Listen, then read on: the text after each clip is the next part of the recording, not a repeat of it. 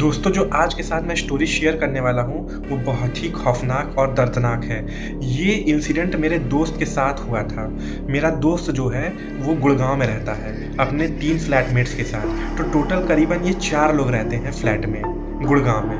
और इन्हीं का एक ऑफ़िस का कलीग था, जो कि गुड़गाँव में ही रहता था, पर थोड़ी दूर रहता था इनसे, और वो अपने फैमिली के साथ रहता था।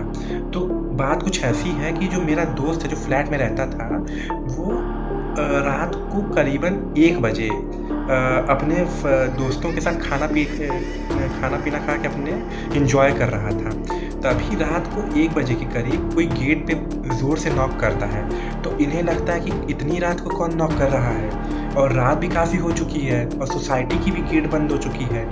तो जब ये खोलते हैं तो देखते हैं कि जो दोस्त इनका, जो कि ऑफ़िस का कलीग, थोड़ी दूर पे फैमिली के साथ रहता था, वो इनके पास आता है उस गेट पे और नॉक करता है। तो जब ये गेट खोलते हैं तो पाते हैं कि वो पूरे ही मतलब पसीने से लथपथ था, और उसके शरीर पे थोड़े-थोड़े खून के निशान थे।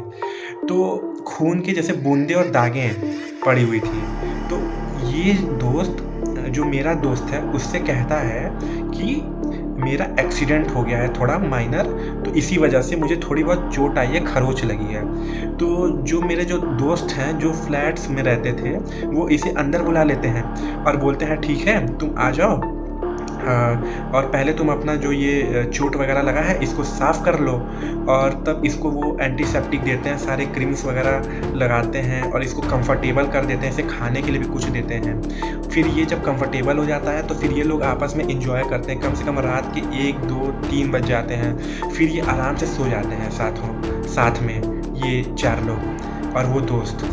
जब सो जाते हैं तो कुछ ऐसा होता है कि जब मेरा दोस्त, जो कि अपने 3 फ्लैटमेट्स के साथ रहता था, जब वो सुबह उठता है, तब ये देखता है कि जो दोस्त इनका रात को आया था, वो कहीं गायब रहता है।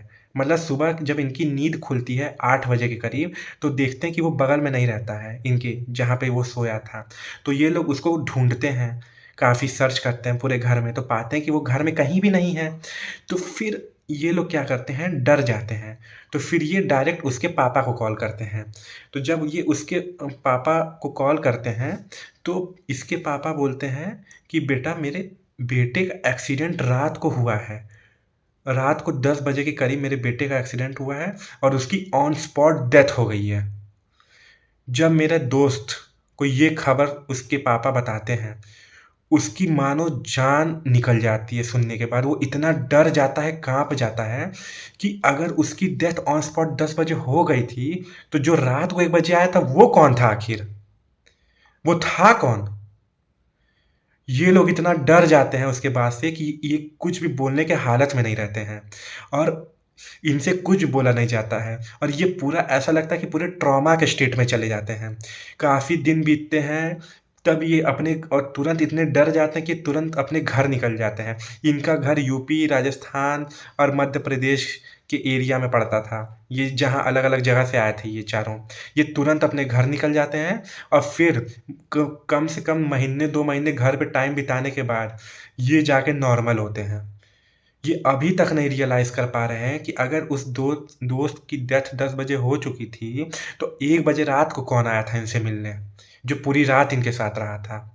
जब मैंने ये कहानी सुनी, तो मुझे लगा कि ये कहानी आप लोगों के साथ शेयर करना चाहिए। इसलिए मैं ये कहानी आप लोगों के सामने लाया। Thank you.